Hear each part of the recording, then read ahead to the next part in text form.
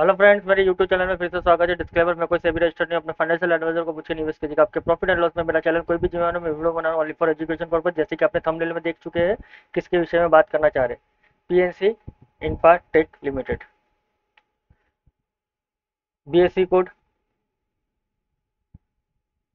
BSc code है 53910। One second, हाँ, one second.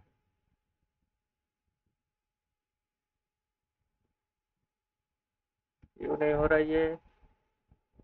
मेरा पेंसिल आज काम नहीं कर रहा है क्या? बीएससी कोड है 53910।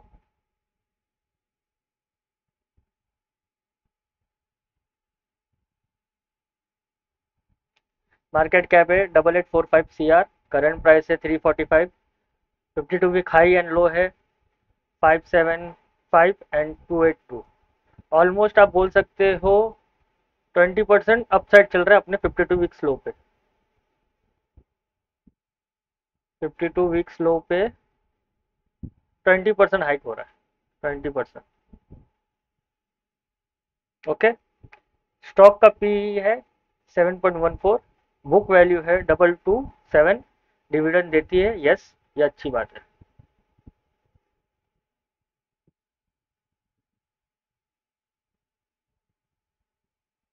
आरओसी आरओई में हमेशा कंसिडर करता हूँ 14 के अप। ये दोनों ही 14 के अप है। It is good. Face value 2 का है। Earning per share price, sorry, earning per price 7 rupees. बहुत ही बढ़िया, बहुत ही बढ़िया, बहुत ही बढ़िया कंसिडर कर सकते हैं। इंडस्ट्रियल पी है 26 और ये चल रहा है 7 पे। ये भी बहुत ही बढ़िया चीज़ है, बहुत ही बढ़िया चीज़ है। थोड़ी खराबी मुझे ये लग रही है, 8,700 करोड़ कर्जा है और 5,700 करोड़ के आसपास उसके पास रिजर्व है। टोटल एसेट है इसके पास 4,800 करोड़ के आसपास। बस यही थोड़ी मुझे खामी लग रही है। ये कर्जा थोड़ा सा ज़्यादा है, रिजर्व थोड़ा कम है। Foreign investor 10%। Okay. Domestic investor 25%। Promoter के पास 56%। हर चीज इसमें बेहतर है, हर चीज बेहतर हो रही है, हर चीज बेहतर है। पब्लिक के पास 9% के आसपास माल है और इंस्टेंटिंग वैल्यू है 598, मतलब लगभग 600 रुपए की इसकी रियल वैल्यू है और फ्यूचर स्कोर 6 का बता रहा है। ओके। प्रोज एंड कॉन्स हम नहीं पढ़ते। कंपनी करती क्या है? कंस्ट्रक्शन लाइन की काम करती है। एक्चुअली थोड़ा मेरा पीसी स्लो हो रहा है, आप पढ़ सकते हैं। पीएनसी इंफ्राटेक लिमिटेड हैज बहुत ही अच्छे अच्छे इसके सेक्टर्स है, मतलब कंपनी के बुक ऑर्डर भी बहुत अच्छा है।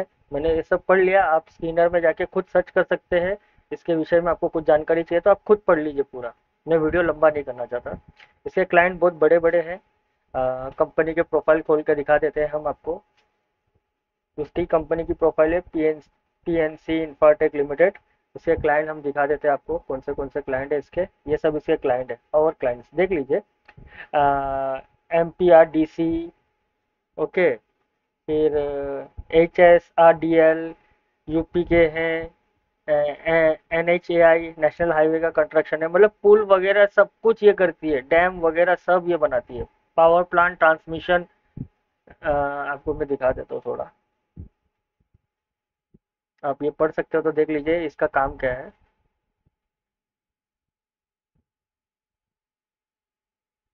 Front and end infrastructure development, construction or management company that company undertaking infrastructure project including highway, bridge, flyover, power transmission lines, tower, airport, runway, industrial area develop। तो आप ये बोल सकते हैं ये हर एक कंस्ट्रक्शन में, गवर्नमेंट के सेक्टर में भी ये काम करता है। ओके। लेकिन एक चीज है, ये कहाँ आता है ये देखिए, मतलब मीन्स इसके कॉम्पिटिटर देख लीजिए। Rail Vikas, IRB Infratech, Ircon, and KNR construction. इसकी पी के रेस में ये बहुत अच्छा चल रहा है। 8,000 करोड़ की कंपनी है, मतलब फ्यूचर में ये अपने आप को ग्रोथ कर सकता है, अच्छा खासा ग्रोथ कर सकता है, डिविडेंड दे रहा है, फॉरेन इन्वेस्टर इसमें इन्वॉल्व हो चुके हैं अच्छे से, और डोमेस्टिक में इन्वॉल्व हो रहे हैं। ईपीएस, अर्निंग पर शेयर भी इतना बुरा भी नहीं है, थोड़ा महंगा है लेकिन इतना भी बुरा नहीं है, ठीक है। आरओसी आरओई दोनों ही में कंसीडर करो, प्रॉफिट जोन में जा रहा है, वेरी गुड वेरी गुड। लेकिन सेल्स भी देख लेते हैं, लेकिन मैं बताता हूँ, सेल्स भी देख लीजिए, क्वार्टर एंड क्वार्टर 1700 करोड़ से लेकर 1400 करोड़, कोई बात नहीं है, ये होते रहता है। कंस्ट्रक्शन लाइन में ये सब होता है, कभी सीमेंट का भाव महंगा होता है, कभी सस्ता होता है, कभी केमिकल का भाव महंगा होता है, सस्ता होता है, स्टील रॉड लेबर सब लगते हैं। तो इनको कभी प्रॉफिट हो रहा है, कभी लॉस हो रहा है, लेकिन कंटिन्यू इन लोग प्रॉफिट कर रहे हैं क्या नहीं कर रहे हैं वो देखना जरूरी है। नेट प्रॉफिट देख लीजिए, प्रॉफिट में ईपीएस अगली बार बहुत अच्छा बढ़ा था, लेकिन इस बार कम हो गया।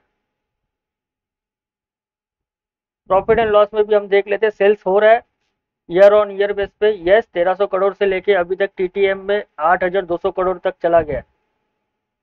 गुड। अब मानो ये सही में बहुत ही अच्छा चीज है। ऑपरेटिंग प्रॉफिट 30%, बहुत ही अच्छी चीज है।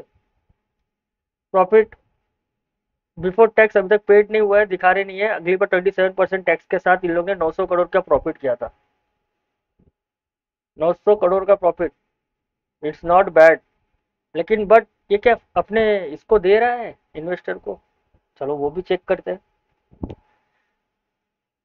Compounding sales growth about 10 years 20% से ग्रोथ कर रहा है, वेरी गुड। कम कंपाउंडिंग प्रॉफिट ग्रोथ 10 ईयर्स में 33%, वाह। लेकिन स्टॉक लगभग 9 साल ही हुए मार्केट में आए हुए, इसलिए सीएजीआर कुछ बता रहा नहीं इसके 10 साल का। इन 5 साल से कि अपने इन्वेस्टर को कितना दे रहा है? इट इज नॉट गुड, कुछ नहीं दिया, ओनली 10%। निफ्टी को बीट नहीं कर पाया इसने, इसने निफ्टी को भी बीट नहीं किया अभी तक। निफ्टी 14% के अब चलता है, इसने निफ्टी को भी बीट नहीं कर पाया। 3 साल से क्या दे रहा है अपने इन्वेस्टर को? ओनली 1% प्रॉफिट, और 1 साल से तो ये माइनस में ही चल रहा है। तो इसमें निवेश करना चाहिए नहीं करना चाहिए, ये अपने फाइनेंशियल एडवाइजर को पूछिए। मैं आपको इसके स्टॉक के विषय में थोड़ा बात कर रहा हूँ कि ये क्या है। ये आज नहीं, अभी तक नहीं चला है, ये स्टॉक अभी तक नहीं चला है, क्या आगे नहीं चलेगा? अभी ऐसा ऐसा कर रहा है तो क्या ये हमेशा इधर ही रहेगा? इधर ही रहेगा? नहीं ना। मैं ये कहना चाहता हूँ, मेरे बोलने से निवेश करना नहीं करना मैं ये नहीं कह सकता। मैं आपको खाली जरिया दिखा सकता हूँ कि ये स्टॉक अभी तक चला नहीं है, ये स्टॉक जीरो पे ही है, अपने इन्वेस्टर को कुछ नहीं दिया है।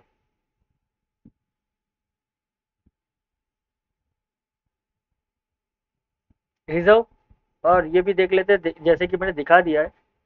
रिजर्व देख लीजिए 5,700, और कर्जा है, लेकिन टोटल एसेट कितना है वो भी देख लेते हैं। 16,000 करोड़ टोटल एसेट है इसके पास। चलो प्रमोटर और इसके भी देख लेते हैं हम। प्रमोटर अपना हिस्सा कभी बेचे ही नहीं है, गुड। एफ आई वही 10% के आसपास ही अपने पास माल रखते हैं, कम ज़्यादा करते हैं। डी आईस ओके, 25% है, अच्छे हाथों में है। मैं ये कह सकता हूँ अच्छे हाथों में है। 50% के ऊपर प्रमोटर ने अभी तक माल बेचा नहीं है। एफ आई ने 10% माल अपने पास रखा है, डी आई ने 25% माल रखा है, लेकिन स्टॉक चल रहा क्यों नहीं है? क्या स्टॉक चलेगा नहीं? तो चलते हैं अभी टेक्निकल की तरफ।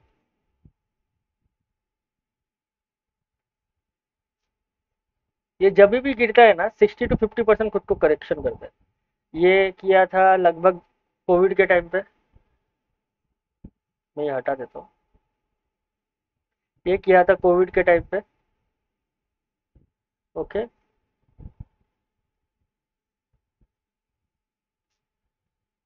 थोड़ा मेरा आज नेट स्लो चल रहा है।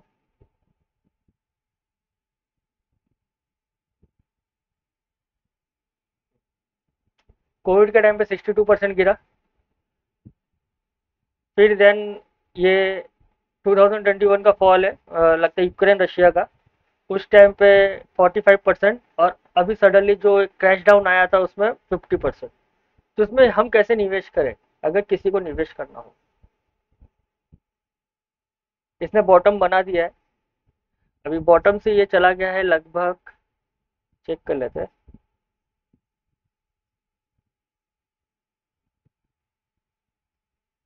20%, आज ही कुछ 10% के ऊपर तो मार ही चुका है। तो इसमें निवेश करना नहीं करना वो अपने फाइनेंशियल एडवाइजर को पूछिए। मैं यहाँ आने का फिर से इसको वेट करूंगा, इस जगह पे इसको मैं अपने वॉच लिस्ट पर रखूंगा। इस जगह पे जब भी आएगा 270 के आसपास, 275 280 के आसपास, तो मैं तभी इसमें निवेश करने के लिए फिर से रेडी हो जाऊंगा। इसको वॉच लिस्ट में डाल के रखना पड़ेगा। छोटा सा निवेश करेंगे इस जगह पे, जैसे कि अपनी काबिलियत है, वो पैसा अगर मेरा घूम भी गया तो मुझे कोई दिक्कत नहीं। अगर यहाँ से ये बुलेट ट्रेन जैसा भाग जाता तो कोई बात नहीं, चले जा सकता है। ये आपके और मेरे हाथ में थोड़ी ना है।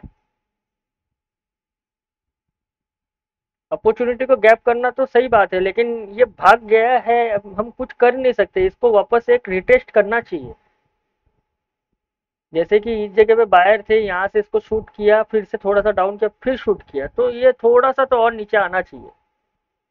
अच्छा खासा ही नीचे आना चाहिए। 10% अगर मुझे नीचे भी मिलता है तो मैं थोड़ा कैरी फॉरवर्ड करूंगा। जो आज का ये सेशन हुआ है 10%, 10% डाउन में मुझे मिले तो मेरे को बेनिफिशियल रहेगा। मैं ये चलते रेस में मैं भाग नहीं सकता। तो हम थोड़ा सा इसमें निवेश करेंगे और इसको लॉन्ग टर्म के लिए रखेंगे। ये मुझे लग रहा है ये लगभग, 1 सेकेंड, अगर 8,000 करोड़ की कंपनी है मेरी कैलकुलेशन के हिसाब से, 1 सेकेंड मैं बताता हूँ इसका फ्यूचर का टारगेट क्या हो सकता है। 35,000 तक जाने के लिए रेडी हो सकता है।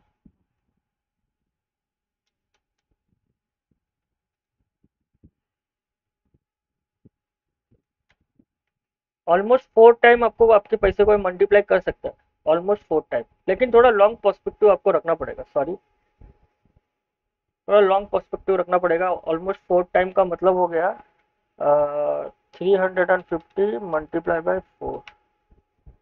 इस जगह पे कहीं आपको ये दिखेगा फिर आने वाले 4-5 साल के अंदर।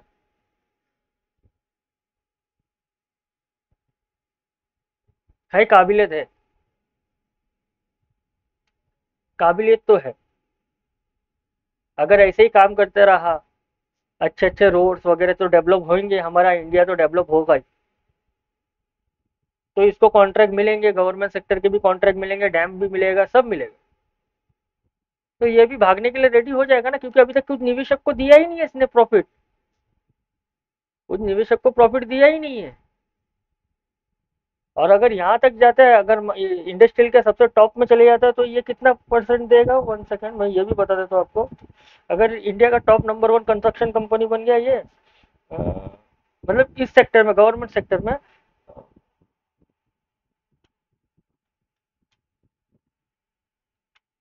ऑलमोस्ट 12 टाइम्स मल्टीप्लाई करेगा।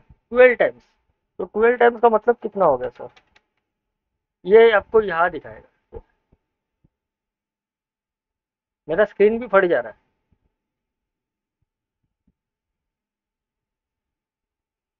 तो अगर आपने यहाँ से खरीदा होता 1200%, स्टॉक मार्केट के लिए 1200% कोई बड़ी बात नहीं है, हमेशा याद रखिएगा। कोई बड़ी बात नहीं, कोई बड़ी बात नहीं। लेकिन इन्वेस्ट कितना करना है? स्वाद अनुजान नमक। और मेरे कहने से नहीं करना है, अपने फाइनेंशियल एडवाइजर को पूछ के निवेश कीजिए। 1000 का माल ले लीजिए, अभी 1000 रुपए का ले लीजिए, छोड़ दीजिए नमक, खाने में नमक डाल दिया, बस ये सोच के।